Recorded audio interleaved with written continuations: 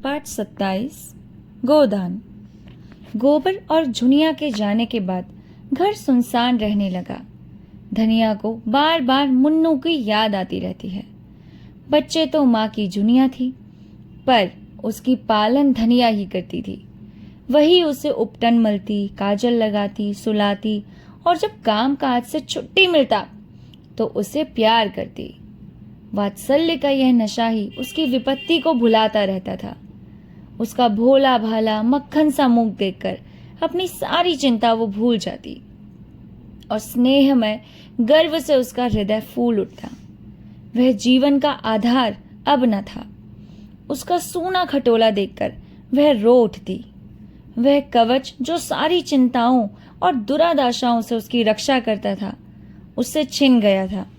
वह बार बार सोचती, उसने झुनिया के साथ ऐसी कौन सी बुराई की थी जिसका यह दंड दिया।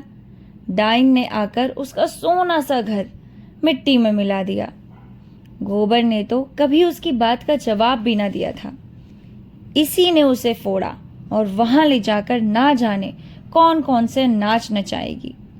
यहाँ ही वह बच्चे को कौन सा बहुत परवाह करती थी। उसे तो अपनी मिस्सी काजल मांग चोटी से ही छुट्टी नहीं मिलती। बच्चे की क्या देखभाल करेगी। बेचारा अकेला जमीन पर पड़ा रोता होगा। बेचारा एक दिन भी तो सुख से नहीं रह पाता होगा। कभी खांसी होती होगी, कभी दस्त, कभी कुछ कभी कुछ। यह सोच सोच कर उसे झुनिया पर क्रोध आता। गोबर के लिए अब भी उसके मन में वही ममता थी। इसी चुड़ैल ने उसे कुछ खिला पिलाकर अपने वश में कर लिया। ऐसी मायाविनी ना होती तो यह टोना ही कैसे होता। कोई बात ना पूछता था, भौजाइयों की लातें खाती थी। यह भुग्गा मिल गया तो आज रानी हो गई। होरी ने चिढ़कर कहा, जब देखो तब तो झुनिया को ही दोष देती है। यह नहीं समझती कि अपना सिक्का खोटा है तो सोनार का क्या दोष। गोबर उसे ना ले जाता तो क्या अपने आप से चली जाती। शहर का दाना पानी लगने से लौंडे की आंख बदल गई है। ऐसा क्यों नहीं समझ लेती। धनिया गरज उठी, अच्छा चुप रहो। तुम ही ने उसको मूड पर चढ़ा रखा था। नहीं, मैंने पहले ही दिन झाड़ू मारकर निकाल दिया होता। खलिहान में डांठे जमा हो गई थी। होरी बैलों को जुखर कर अनाज मारने जा रहा था। पीछे मुंह फोड़ कर बोला, मान ले, बहू ने गोबर को फोड़ ही लिया तो तू इतना कुड़ती क्यों है। जो सारा जमाना करता है वही गोबर ने भी किया। अब उसके बाल बच्चे हुए। मेरे बाल बच्चों के लिए क्यों अपनी सांसत कराए। क्यों हमारे सर का बोझ अपने सर पर रखे। तुम रहने दो जी, तुम ही सारे उपद्रव की जड़ हो। अच्छा तो मुझे भी निकाल दे। ले जा बैलों को अनाज बांट, मैं हुक्का पीता हूँ। तुम चलकर चक्की पीसो, मैं अनाज मांडूंगी। विनोद में दुख उड़ गया। वही उसकी दवा है। धनिया प्रसन्न होकर रूपा के बाल गूंथने बैठ गई और बिल्कुल उलझ कर रह गए थे। और होरी खलिहान चला गया। रसिक बसंत सुगंध और प्रमोद और जीवन की विभूति लुटा रहा था, दोनों हाथों से दिल खोलकर। कोयल आम के डालियों में छिपी अपनी रसीली मधुर आत्मस्पर्शी कूक से आशाओं को जगाती फिरती थी। महुए की डालियों पर मैनों की बारात सी लगी बैठी थी। नीम और सिरस और करौंदे अपनी महक में नशा सा घोल देते थे। होरी आमों के बाग में पहुंचा तो वृक्षों के नीचे तारे से खिले थे। उसका व्यथित निराश मन भी इस व्यापक शोभा और स्फूर्ति में आकर गाने लगा। हिया चरत रहत दिन रैन, आम की डरिया कोयल बोले, तनिक न आवत चैन। सामने से दुलारी सहुआइन गुलाबी साड़ी पहने चले आ रही थी। पाँव में मोटे चांदी के कड़े थे, गले में मोटी सोने की हंसली।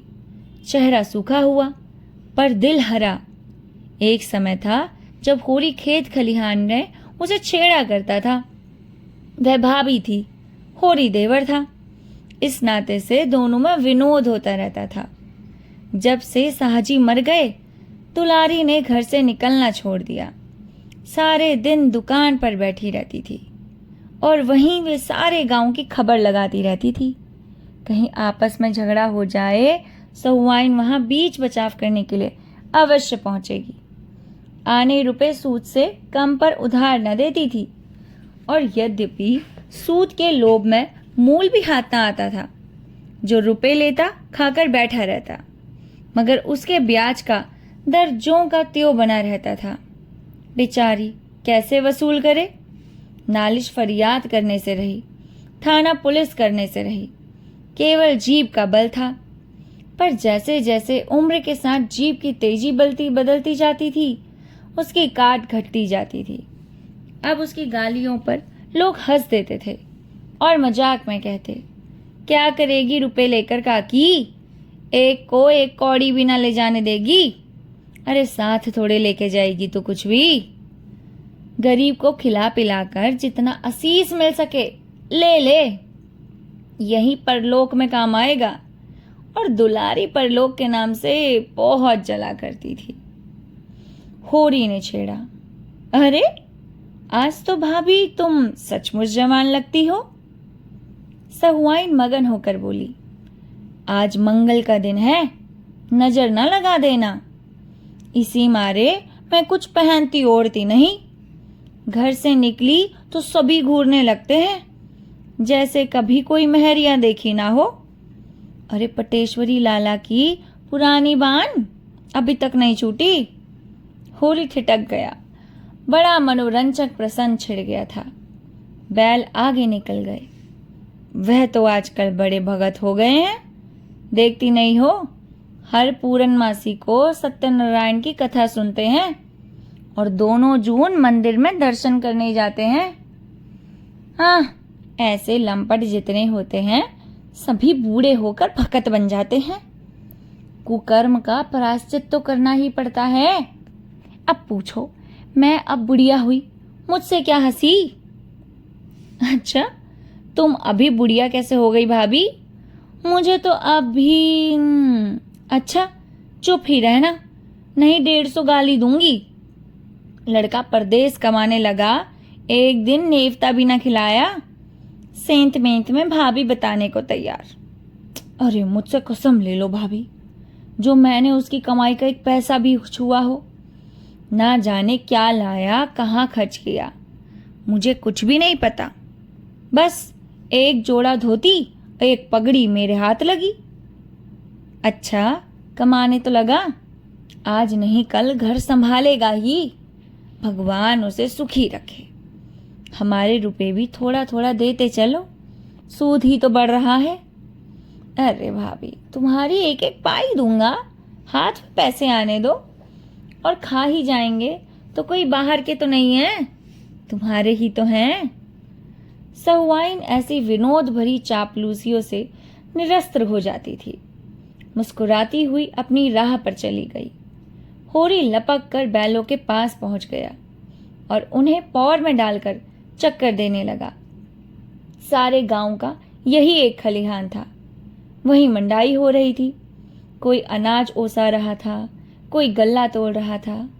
नाई, बारी, बढ़ई, लोहार, पुरोहित, भाट भिखारी सभी अपने अपने जेवर लेने के लिए जमा हो गए। एक पेड़ के नीचे चिंगूरी सिंह खाट पर बैठे अपने सवाई उगा रहे थे।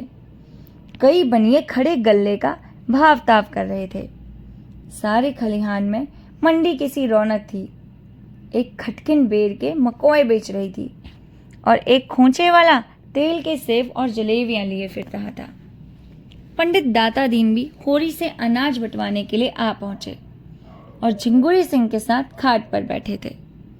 दाता दीन ने सुरती मरते हुए कहा, कुछ सुना? सरकार भी महाजनों से कह रही है कि सूद का दर घटा दो, नहीं डिग्री ना मिलेगी। झिंगुरी तमाकू फांक कर बोले, पंडित मैं तो बात जानता हूं, तुम्हें गरज पड़ेगी तो 100 बार हमसे रुपए उधार ले आओगे और हम जो ब्याज चाहेंगे लेंगे। सरकार अगर असामियों को रुपए उधार देने का कोई बंदोबस्त ना करेगी तो हमें इस कानून से कुछ ना होगा। हम दर कम लिखवाएंगे, लेकिन 100 में 25 ही काट लेंगे। इसमें सरकार क्या कर सकती है? ये तो ठीक है, लेकिन सरकार भी इन बातों को खूब समझती है। अरे इसकी भी कोई रोक निकालेगी, देख लेना, कह रहा हूं। इसकी कोई रोक ही तो नहीं हो सकती। अच्छा, अगर वह शर्त कर दे जब तक स्टाम्प पर गांव के मुखिया या कारिंदा के दस्तखत ना होंगे वह पक्का ना होगा, तब क्या करोगे? अरे असामी को 100 बार गरज होगी, मुखिया को हाथ पांव जोड़ के लाएगा, दस्तखत कराएगा। हम तो 1/4 काट ही लेंगे, और जो फंस जाओ, जाली हिसाब लिखा और गए 14 साल को। झिंगुरी सिंह जोर से हंसा। तुम क्या कहते हो पंडित? क्या तब संसार बदल जाएगा? कानून और न्याय उसका है जिसके पास पैसा है। कानून तो है कि महाजन किसी असामी के साथ कड़ाई ना करे, कोई जमींदार किसी काश्तकार के साथ सख्ती ना करे। मगर होता क्या है? रोज ही देखते हैं वो, जमींदार मूसक बंधवा के पिटवाता है,